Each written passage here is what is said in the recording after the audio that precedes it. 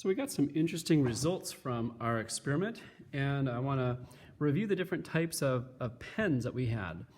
This one was a Sharpie marker and also called a permanent marker. What's interesting is that you can see that, well, how much did this migrate? It really didn't migrate, it didn't really move at all.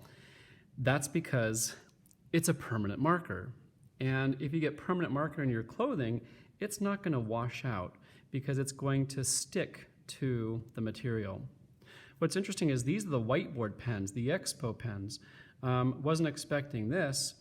These had the same effects as the Sharpie marker, which means that these also are not going to dissolve in water because they didn't move any.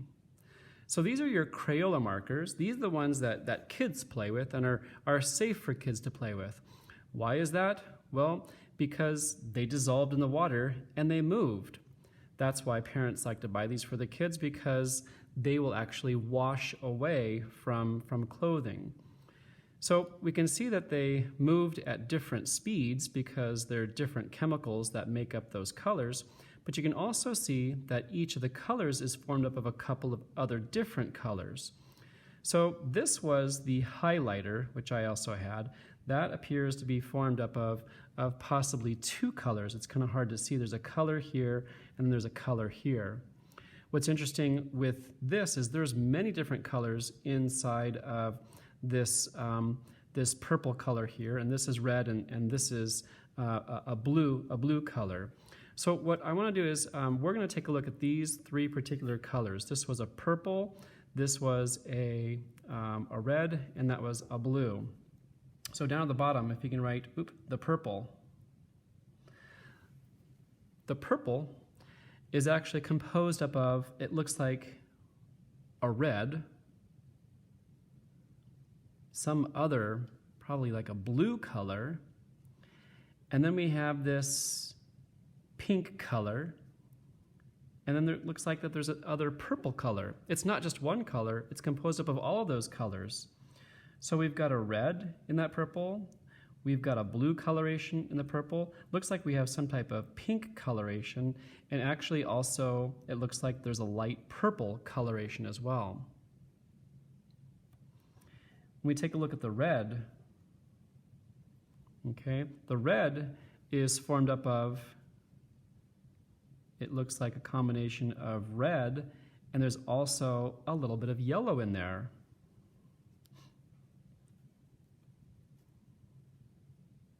Again, these different colors are moving at different speeds because they're adsorbing to the material differently. They're sticking to the material differently.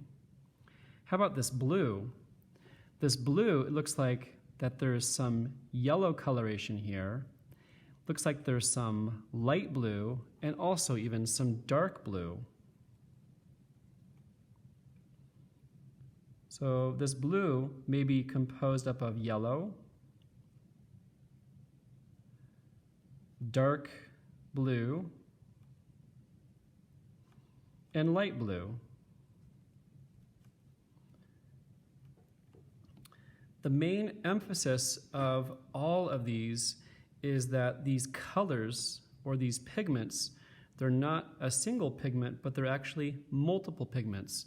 And we separated them by their adsorption. So these are the dissolved solids, and we showed their separation on the chromatography paper. How about the permanent marker? That's a key point as well. The permanent marker. The permanent marker doesn't dissolve. And since it doesn't dissolve, it's not going to migrate at all through the water. If we had a different liquid, then this Sharpie marker would have been able to move. But it doesn't dissolve in water, so it's not going to be pushed by the water. So since it doesn't dissolve, it doesn't move. And it's the same thing with those Expo whiteboard markers as well. So key points of this lab were to show the adsorption, sticking to this material, and also the separation of the various solids, dissolved solids, because of their different color and their different structure, and they are being pushed by the water at different speeds.